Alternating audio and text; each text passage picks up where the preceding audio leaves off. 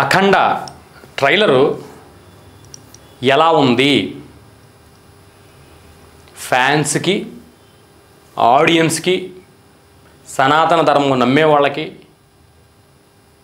ఏమైతే కావాలో అలాంటి మాస్ ఎలిమెంట్స్ ప్రతి ఒక్కటి కరెక్ట్గా డైరెక్టర్ టార్గెట్ తీసి కొట్టాడు.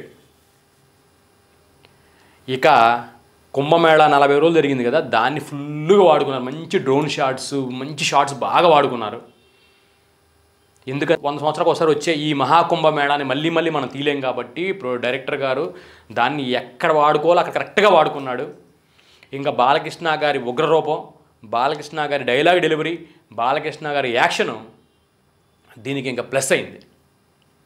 ఎస్, ఆడియన్కి ఏమి కావాలి, ఆడియన్కి ఏమి ఇష్టం, ఎక్కువ % ఆఫ్ ఆడియన్స్ ఎవరున్నారు, ఈ మూడే దృష్టిలో పెట్టుకున్నాడు డైరెక్టర్ గారు. ప్రతి ఒక్కరు కూడా అలా ఆలోచిస్తే హిట్టే, డౌట్, నో డౌట్. ఎందుకంటే ఆడియన్కి ఏం కావాలి అది మనం తీయాలబ్బా. నాకేమి నచ్చింది, నేను చంద్రమండలంలో తీస్తాను, అక్కడ రాళ్ళు ఎలా ఉంటుందో చూపిస్తాను, ఇవన్నీ ఆడియన్కి వద్దు. వాళ్ళు ఏ ధర్మాన్ని నమ్ముతున్నారు, వాళ్ళకి ఏ దేవుడు ఇష్టం, ఎక్కువ మందికి 100లో 70 మంది 80 మంది గురించి చెప్పండి, ఎందుకంటే వాళ్ళు ఎక్కువ చూస్తారు కాబట్టి. తర్వాత వాళ్ళకి ఎలాంటి హీరో ఎలా మాట్లాడితే ఇష్టం, ఆయన ఫైట్లు ఎలా చేస్తే ఇష్టం, ఆయన యాక్షన్ ఎలాంటి ఇష్టం, సాంగ్స్, మ్యూజిక్, బ్యాక్గ్రౌండ్ స్కోర్ ఎలాంటి ఇష్టం. దీంట్లో బోయపాటి గారు, బాలకృష్ణ గారు, తమన్ గారు ముగ్గురు పర్ఫెక్ట్గా సెట్ అయ్యారు దీనికి.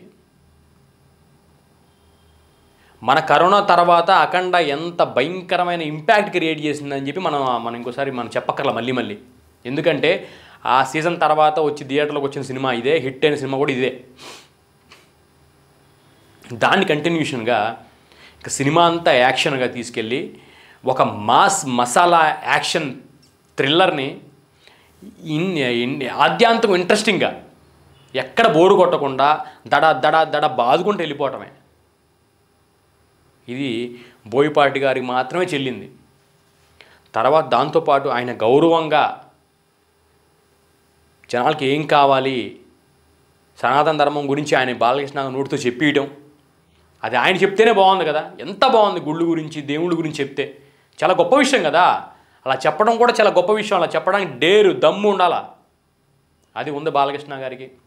చెప్పించే దమ్ము డైరెక్టర్ గారికి ఉంది. ఆడియన్ ఎంజాయ్, పూనకాలు వస్తుంది థియేటర్లో. వాళ్ళకి ఇష్టమైన శివుణ్ణి నమ్ముకుంటూ, వాళ్ళకి ఇష్టమైన హీరోని చూసుకుంటూ, వాళ్ళకి ఇష్టమైన యాక్షన్ని, ఫైట్ని చూసుకుంటూ ఎంజాయ్ చేస్తుంటారు. చాలామంది అంటే న్యాచురల్గా లేదు కదా, ఆ ఫైట్లు అట్టున్నాయి, ఈ ఫైట్లు అట్టున్నాయి. బ్రదర్, ఇది సినిమాని ఎంజాయ్ చేయడానికి మాత్రమే థియేటర్కి వెళ్ళండి. సినిమా థియేటర్లో మనం చిన్నప్పుడు కళ్ళగా ఉంటున్నాం, ఆ బిల్డింగ్కి దూకినట్టు, ఆడిని కొట్టినట్టు, ఈయన కొట్టినట్టు సరదా కళ్ళగా అనుకుంటూ ఉంటాం. అది నెరవేర్చుకునేదే సినిమా. మనం నిజంగా హీరో మనలాగే ఉండాలని కోరుకుంటూ ఉంటారు జనం, ఆడియన్. అందుకని సినిమా వచ్చింది. అది ఎంజాయ్ చేయండి, న్యాచురల్గా ఉండాలి. న్యాచురల్గా అంటే అది సినిమా, అది థ్రిల్లర్, అదొక మన కళ్ళలో మనం అయితే ఎంజాయ్ చేస్తాం, అలా ఎంజాయ్ చేయాలి థియేటర్లో కూడా. ఆ 2 గంటలు వేరే లోకానికి వెళ్ళిపోయి ఈ సమస్యలు, ఈ కష్టాలు, ఈ దరిద్రాలని వదిలేసి థియేటర్లో ఎంజాయ్ చేయాలి.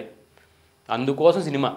అంతే తప్ప ఇట్లా న్యూస్ ఛానల్లో ఏముంటాయి, అయ్యే థియేటర్ సినిమాలో చూపిస్తే బోరుగుట్టి ఎవడు బాడు సినిమాకి.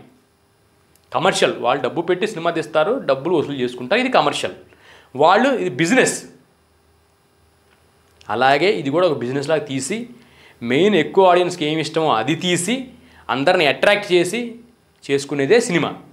దాంట్లో బోయపాటి గారు బాలకృష్ణ గారిని ఎట్లా వాడుకోవాలో, బాలకృష్ణ గారి డైరెక్ట్ డెలివరీ, బాలకృష్ణ గారు కూడా పొలిటికల్గా ఎన్ని తిరుగుతున్నా కూడా ఆయన ఇచ్చిన టైం కానీ, ఆయన చెప్పిన ఆ మేకప్లకు ఒక్కోదానికి 5 గంటల 6 గంటల మేకప్ పట్టి ఒకరోజు 5 గంటలు పోయేది కాదుగా. మళ్ళీ ఆయన వచ్చినప్పుడల్లా ఆ సీన్లు నాకు తెలిసి 20 రోజులు 30 రోజులు తీసుకుంటారు. 20 ఈ రోజు 4 గంటలు 5 గంటల మేకప్ వేసి దాన్ని మళ్ళీ తీసి, ఎంత సహనం, ఎంత ఓర్పు, ఎంత ఆరోగ్యం సపోర్ట్ చేయాలి. ఆ వయసులో అన్నీ ఉంటాయిగా, అంత భయంకర మెయిన్ ఉండాలి. మధ్యలో అన్నం తిన్నా కూడా ఇబ్బందిగా, ఆ గెటప్ తీసేస్తేనేమో మళ్ళీ. సో ఇవన్నీ రంగరించుకొని ఆడియన్కి ఏమి ఇష్టం డైరెక్టర్ గారు, అదిగో ఈ ఫ్యామిలీ ఉంటే ఆడియన్కి ఇష్టం, ఇది ఫైట్ ఉంటే ఆడియన్కి ఇష్టం, ఈ సాంగ్స్లో బాలకృష్ణ ఇలా డ్యాన్స్ చేస్తే ఆడియన్కి ఇష్టం, తర్వాత ఇట్లా పేలితే ఆడియన్కి ఇష్టం, ఇట్లా గుర్తితే ఆడియన్కి ఇష్టం, ఇట్లా ఎగిరితే ఆడియన్కి ఇష్టం, ఇట్లా సాంగ్స్ ఇలా ఉండాలి, ఈ బీజిఎం ఇలా ఉండాలని చెప్పి ప్రతి దాంట్లో వాళ్ళు మన కోసం ఎంత వర్క్ చేశారు.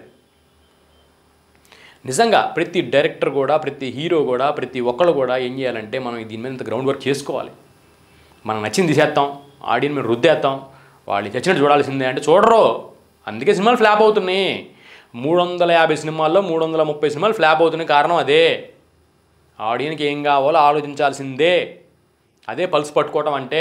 అది చేతకన్నప్పుడు నువ్వు నీకు ఎంత టెక్నాలజీ నాలెడ్జ్ ఉన్నా, నువ్వు రత్నవేలు పెట్టుకున్నా, నువ్వు ఫారిన్ నుంచి ఇంకోటి కెమెరామెన్ తెప్పించుకున్నా, ఇంకో టెక్నీషియన్ తెప్పించుకున్నా, డమాల్.